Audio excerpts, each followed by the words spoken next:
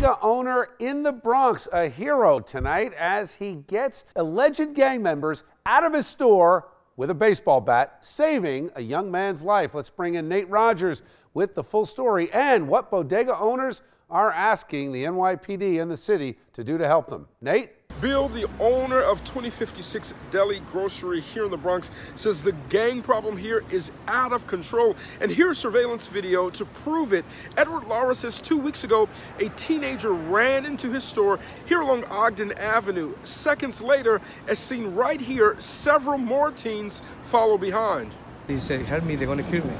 Yeah, you know, 15, 16 years old, and all kids.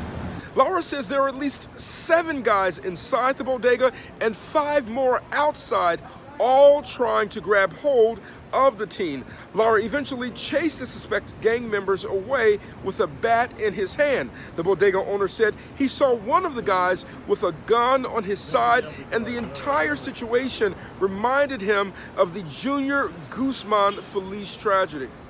What happened to Junior, you know, and I didn't want that happen to the kid, you know. He's a human being.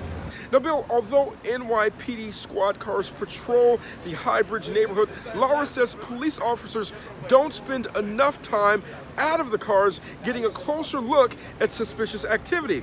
Also, Laura says it took police more than 20 minutes to arrive here at the bodega during that confrontation 2 weeks ago. Laura, along with a coalition of at least 100 other bodega owners, are now calling on the NYPD to install panic buttons inside local bodegas that quickly alert police, also provide tasers and training on how to use them. Finally, bodega owners want to have pistol permits for on-premise use only. I would like to see him more often, you know, driving across the street, watching the business to see how we're doing, you know. And finally, Bill, the NYPD did not respond to our request for comment on this story. In the Bronx, I'm Nate Rogers for Chasing News.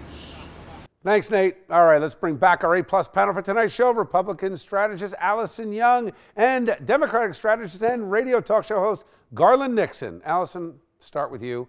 Seems that the bodega owners are being incredibly reasonable. They're not asking for the taxpayers to foot the bill for, buttons or firearms or tasers, but they could use a little help from the cops to get trained. I think it's smart. Well, sure. We've talked about bus drivers being attacked on this show. Now we're talking about the bodega owners. There's no reason why anyone simply doing their job should be facing this kind of violence. So I think if they're willing to get trained and they're calling on the police department to do it, I think it's absolutely a reasonable idea. Garland, isn't it better for public safety given the fact that the cops can't get there for 20 minutes? You know, one of the problems I've always had with this kind of stuff, being an ex-cop, is when the cop responds and gets to the scene and there's people running around with guns and they don't know who to shoot and who's the bad guy. That's what I would be concerned with if I was the bodega owners, and that would be the cop runs in and you're going to get yourself shot. That's what they need to be concerned about. But if they're asking for tasers and panic buttons or things that actually call the cops earlier, is that better than, just giving them firearms? Would that be okay? Well, they're not like auxiliary police officers. We don't want to give them,